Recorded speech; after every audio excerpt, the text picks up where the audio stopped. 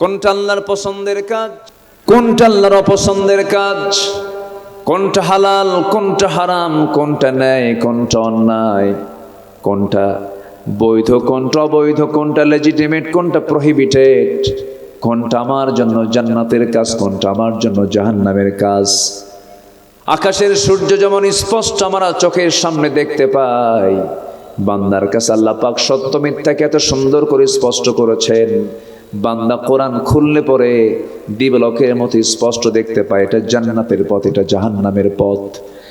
এই কিতাবের নাম যদিও আমরা জানি কোরআন, কিন্তু আল্লাহ রাব্বুল আলামিন এই কিতাবের নাম অনেকগুলো বলে দিয়েছেন। আর একটা নাম বলেছেন শাহরু রমাদানাল্লাযী উনজিলা ফীহিল কুরআন হুদাল লিন্নাসি ওয়া বায়িনাতিন মিনাল হুদা ওয়াল ফুরকান।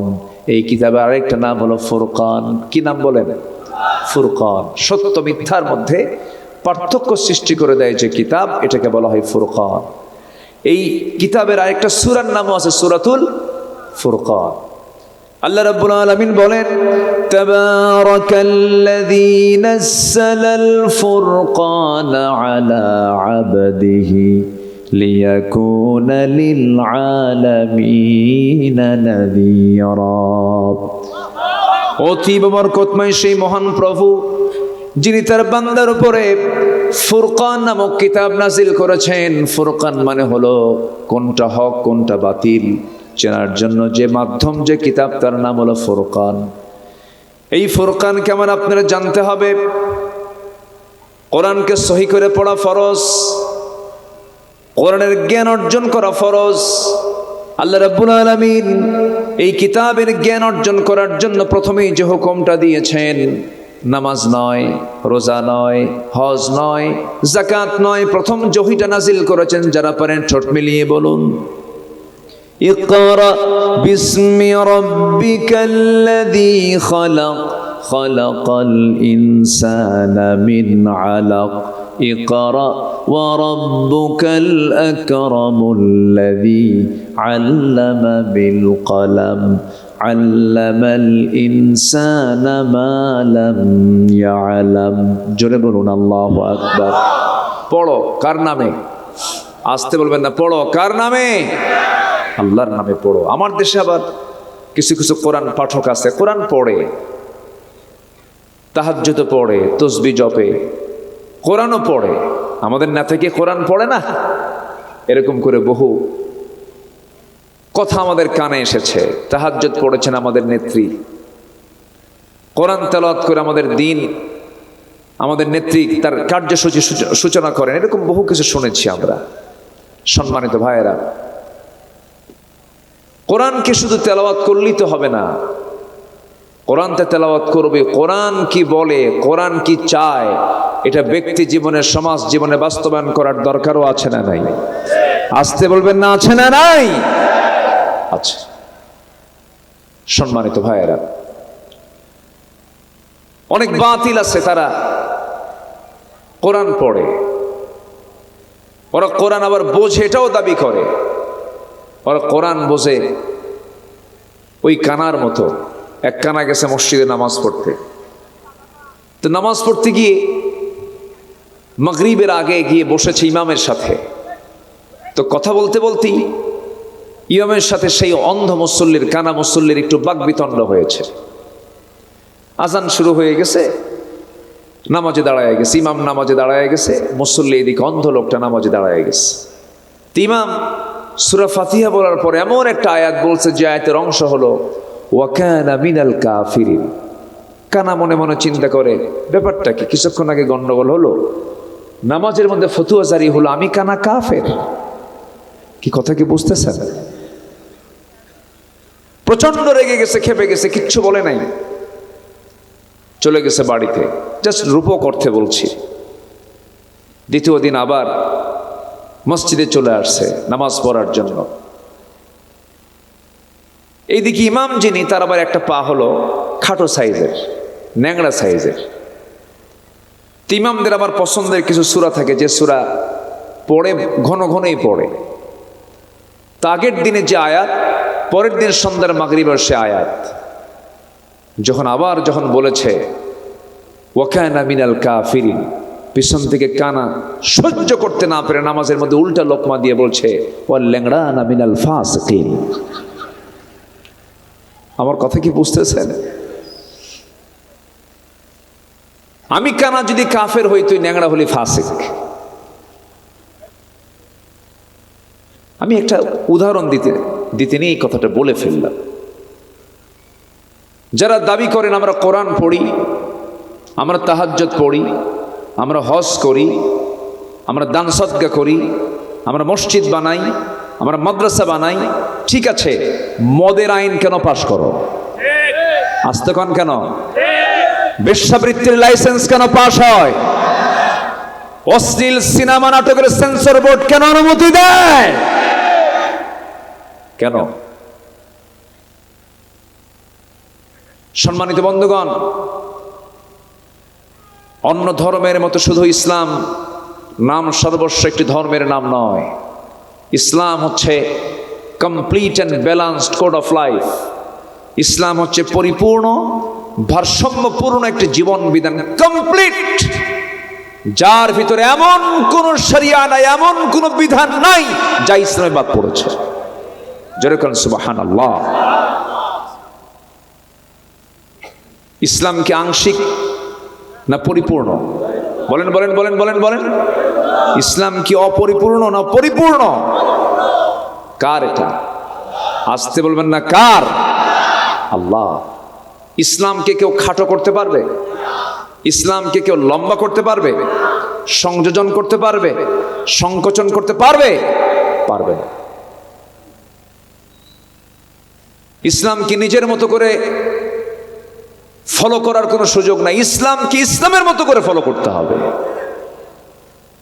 নামাজ পড়বা আল্লাহর নিয়মে, সমাজ চালাবো দুনিয়ার নিয়মে, এটার নাম ইসলাম মানা নয়। ইসলাম মানতে হবে 1 আনা না 16 আনা। 1 আনা না 16 আনা? কার হুকুম? আল্লাহ রাব্বুল আলামিন বলেন ইয়া আইয়ুহাল্লাযীনা আমানু দুখুলু ফিস-সিলমি কাফা ওয়ালা তাত্তাবিউ খুতুওয়াতিশ শাইতান ইন্নাহু লাকুম আদুউম মুবিন। ঈমানদারেরা, ঈমানের যারা দাবি করো তাদেরকে লক্ষ্য করে আল্লাহ রাব্বুল আলামিন বলছেন ইসলামের ভিতরে পরিপূর্ণরূপে দাখিল হয়ে যাও। আংশিক ঢুকবে, আংশিক ঢুকবে না। তুমি নামাজ আল্লাহর নিয়মে পড়বে, রোজা আল্লাহর নিয়মে রাখবে, ব্যাংক চালাবে দুনিয়ার নিয়মে, অর্থ চালাবে দুনিয়ার নিয়মে, ক্যান্টনমেন্ট চালাবে দুনিয়ার নিয়মে, পলিটিক্স সিয়াসা রাজনীতি করবে তুমি দুনিয়ার নিয়মে, মানুষের নিয়মে। এটার নাম ইসলাম মানা নয়। রসুলকে শুধু নামাজে মানবে, রসুলকে শুধু মিষ্টি খাওয়াতে মানবে, রসুলকে শুধু সুন্নাতে মানবে। কিন্তু রসুল যে দিন কায়েমের সংগ্রাম করতে গিয়ে দাঁত ভেঙেছেন, নবজির কোমর কুজা হয়ে গেছে, নবজির কপালে লোহা বিদ্ধ হয়েছে দিন কায়েমের সংগ্রাম করতে গিয়ে। নবজির ব্যক্তিগত জীবনকে পছন্দ করবে, রাজনৈতিক জীবনকে পছন্দ করবে না। তুমি উম্মত নও, তুমি হলো ভণ্ড প্রতারক। ঠিক কিনা? রসুলকে তুমি রাজনৈতিক জীবনে মানবা না, তোমার রাজনীতির লিডার হবে আরেকজন, আর তুমি বলতেছ আমি নবীর উম্মত, তুমি ভণ্ড। রসুলকে মানতে হবে এক জায়গায় না সব জায়গায়? এক জায়গায় না সব জায়গায়? রসুলকে দেশ চালাইছেন? আসতে কয়। রসুলকে দেশ চালাইছেন? রসুলকে বিচার করেছেন? রসুলকে নামাজের নেতৃত্ব দিয়েছেন? রসুলকে ব্যবসা করেছেন? রসুল কোনো কিছু বাদ দিয়েছেন? সবই তো করেছেন। রসুলকে শুধু নামাজের মধ্যে রাখেন কেন? Of all the religious personalities, the Prophet Muhammad sallallahu alaihi wasallam was the most successful. গোটা পৃথিবীর মধ্যে একজন ব্যক্তি যিনি সব ক্ষেত্রে সফল, তিনি হচ্ছেন মুহাম্মদ সাল্লাল্লাহু আলাইহি ওয়াসাল্লাম। 12.5 লক্ষ বর্গ মাইলের তিনি রাষ্ট্রপ্রধান ছিলেন। সুবহানাল্লাহ বলেন, সুবহানাল্লাহ বলেন। তিনি বিচার করেছেন, তিনি সব কিছু করেছেন, তিনি মডেল ছিলেন। সে রাসূলকে আমরা মানব এক জায়গায় না সব জায়গায়? বলেন এক জায়গায় না সব জায়গায়? সব জায়গায় আমরা মানব। তাহলে এতক্ষণের আলোচনায় আমি যে কথাটি বুঝি, আমি মূল আলোচনার দিকে যেতে চাচ্ছি। নাম্বার 1, কোরআনের মাহফিলে এসেছি, কোরআন থেকে আমরা না শিখে থাকবো না শিখে থাকবো? বলেন। কোরআন শেখা কি? যাকাত সবার জন্য কি না? রোজা সবার জন্য? কোরআন শেখা সবার জন্য? এটা মাথায় রাখবো। এটা কিন্তু একটা গুরুত্বপূর্ণ মেসেজ দিলাম। নাম্বার 2, রাসূলকে আমরা মানবো এক আনা না 16 আনা? এক জায়গায় না সব জায়গায়? ইসলাম মানবো আমার মতো না ইসলামের মতো? বলেন, আমার মতো না ইসলামের মতো? ইসলামের মতো ইসলামকে মানতে হবে। ভাই দয়া করে মন খারাপ করবেন না, আমি দরদ নিয়ে কথা বলার চেষ্টা করি সব জায়গায়। আমি যদি কোনো কিছু আড়াল করে যাই, হাসরের দিন আপনারা আমার নামে মামলা দিবেন। সেই মামলা দুনিয়াতে খেতে রাজি আছি, কিন্তু হাসরের দিন মামলা খাইয়া বিপদে পড়তে পারবো না। এত লোক আপনারা এসেছেন আমার আলোচনা শুনতে, আমি যদি কোনো কথাকে আড়াল করে যাই, কিয়ামতের দিন ধরে ফেলবেন আমাকে কে? কে ধরে ফেলবেন? আমি এই জবাবদিহিতার অনুভূতিকে সামনে রেখেই সারা জীবন আমি কথা বলার চেষ্টা করেছি। বিগত 16 বছর যে সরকারটা এই বিগত সময় চালাইছে, যে সদ্য তারা বিদায় নিয়েছে না পালায় গেছে? না, চিন্তা করে রাখুন, বিদায় নিছে না পালাইছে? পালানো তো খুব ভালো না। যে বউ স্বামীর ঘর থেকে পালায়া যায়, এটা কি ভালো বউ? আর বেড়াতে গেলে হ্যাঁ ভালো। অথবা সংসার হলো না, আমি থাকবো না, বিদায় নিল, তাও ভালো, তাও কি ভালো। কিন্তু পালায়া যাওয়া, আস্তে করে পালায়া যায় কি ভালো কাজ? লক্ষণ কি ভালো না খারাপ লক্ষণ? কুলক্ষণ। এই যে আমাকে পার্শ্ব থেকে বলেছেন কুলক্ষণ, এই লক্ষণটা ভালো না। ভালো মানুষ পালায় না, চোররা পালায়। আস্তে কোন কেন?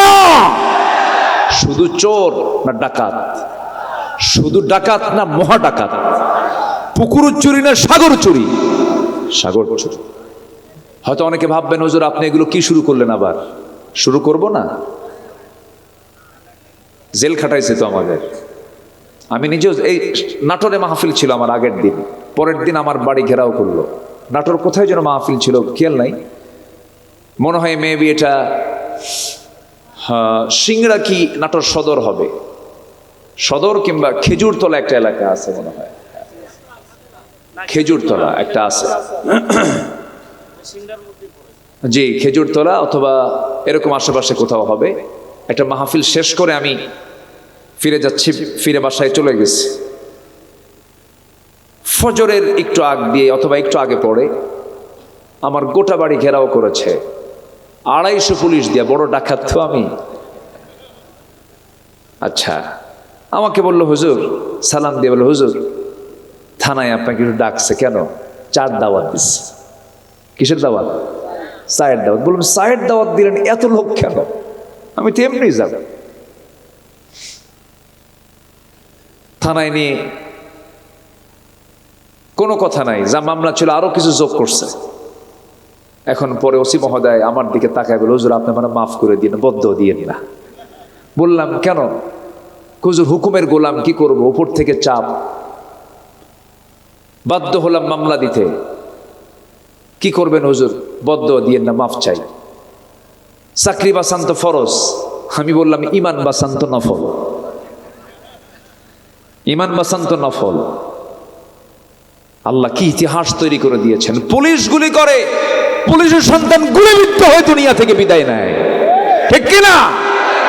ঠিক আছে না?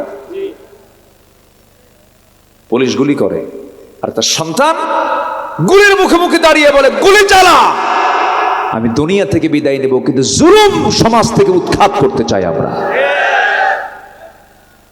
জানেন না? জানেন না? আপনারা জানেন না? সম্মানিত ভাইয়েরা, আমরা ভাবছিলাম যুব সমাজ মনে হয় শেষ হয়ে গেছে, ডিভাইস, মোবাইল, আসক্তি, মাদক, নেশা সব দিয়ে মনে হয় যুব সমাজ ধ্বংসের দিকে চলে গেছে। না, বিবেক জাগ্রত হয়েছে।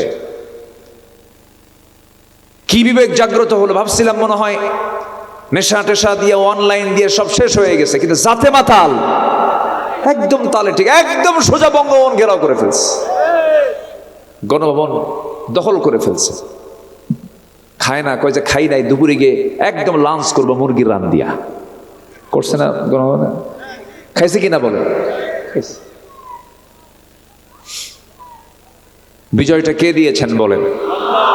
আসতে বলবেন না, বিজয়টা কে দিয়েছেন? সকল কল্যাণ কার হাতে? বিজয় কে দিতে পারেন? যুবকদের হৃদয়ে আল্লাহর ভয় সৃষ্টি করে দুনিয়ার সব ভয়কে আল্লাহ পাক যুবকদের হৃদয় থেকে মুছে দিয়েছিলেন। যুবকরা কোনো ভয়ই ছিল না, গুলি করে একটা হাজির হয় 10টা, লাভ নাই। আমার বন্ধুগণ, বহু কথা আছে, আস্তে আস্তে করে একটু শুনতে হবে, মনোযোগ দিয়ে শুনুন। দুনিয়াতে এসেছি আমরা একটা লক্ষ্য নিয়ে, একটা লক্ষ্যে আল্লাহ রাব্বুল আলামিন পাঠিয়েছেন। সেই লক্ষ্য পূরণ করে যদি আল্লাহর সামনে হাজির হতে পারি, আল্লাহ খুশি হলে আমাদের জন্য লাভ। আল্লাহ যদি নারাজ হয়ে যান, বড় বেকায়দা হয়ে যাবে। আমার আপনার জন্য দুইটা রাস্তা খোলা আছে, একটা হলো জান্নাতের রাস্তা, আরেকটা হলো জাহান্নামের রাস্তা। জাহান্নাম থেকে বাঁচার জন্য আল্লাহ রাব্বুল আলামিন বান্দাকে বলছেন, বান্দারে আমি তোকে জাহান্নাম থেকে বাঁচায় তোকে জান্নাত দিয়ে দেব। এর কি কিছু আমল তোরে শেখায় দেব নাকি? আল্লাহ রাব্বুল আলামিন বলেন, হাল আদুল্লুকুম আলা তিজারাতিন তুনজিকুম মিন আযাবিন আলীম তুমিনুনা বিল্লাহি ওয়া রাসূলিহি ওয়া তুজাহিদুনা ফি সাবিলিল্লাহি বিআমওয়ালিকুম ওয়া আনফুসিকুম যালিকুম খায়রুল লাকুম ইন কুনতুম তা'লামুন। জোরে বলুন আল্লাহু আকবার। আমি কি তোমাদেরকে এমন একটা বিজনেসের কথা বলবো যে বিজনেস তোমাকে জাহান্নাম থেকে বাঁচায় জান্নাতের পথে তোমাকে তুলে দেবে? সেই বিজনেসের পুঁজি হলো কয়েকটা। এর মধ্যে 1 নাম্বার পুঁজি হলো ঈমান আনবে কার উপরে? ঈমান আনবে কার উপরে? আল্লাহর উপরে। আমাদের ঈমান আছে না নাই? আসতে কয়, আর ঈমান আছে না নাই? নামাজ নয় না পড়ি, বিড়ি নয় খাই, তো কি হয়েছে? আমার দেশের মুসলমানদের 1 নম্বর বৈশিষ্ট্য নামাজ পড়ে না, 2 নম্বর বৈশিষ্ট্য চান্স পাইলি জেকের বাদ দিয়ে বিড়ি খায়। আমি কি ভুল বলতেছি কিছু? ঠিক আছে কিনা? চান্স পাইলে জেকের বাদ দিয়ে কি করে? বিড়ি খায়। যে বিড়ি খায় সে সারাদিন কয়টা খায় তাও মনে থাকে না, কি পরিমাণ খায়। একটা শেষ হতে আরেকটা চালায়, শেষ না হতে আরেকটা লাগায়। না, এটার জন্য আমরা দুনিয়াতে আসিনি। আমরা দুনিয়াতে এসেছি আমরা ধ্বংস হওয়ার জন্য না, গড়ানোর জন্য। বলেন বলেন বলেন বলেন। পৃথিবীকে আমরা ধ্বংস করার জন্য আসছি না, গড়তে এসেছি। গড়তে এসেছি, নিজকে গড়তে হবে, পরিবারকে গড়তে হবে, সমাজকে গড়তে হবে, রাষ্ট্রকে গড়তে হবে। আমরা ধ্বংসের জন্য আসিনি। সম্মানিত ভাইয়েরা, তাহলে জান্নাতে যাওয়ার 1 নম্বর পুঁজি হলো কি আনা বলেন তো? জোরে বলেন, আরো জোরে। ঈমান। ঈমান কি নামাজবিহীন কি ঈমান থাকে? বলেন বলেন বলেন। আমার দেশে অধিকাংশ নামাজি না বেনামাজি? বেনামাজি। বুকটা ফেটে যায়, আমি আশ্চর্য হয়ে যাই। গোটা পৃথিবী তাকিয়ে থাকার কথা আমার দেশের দিকে।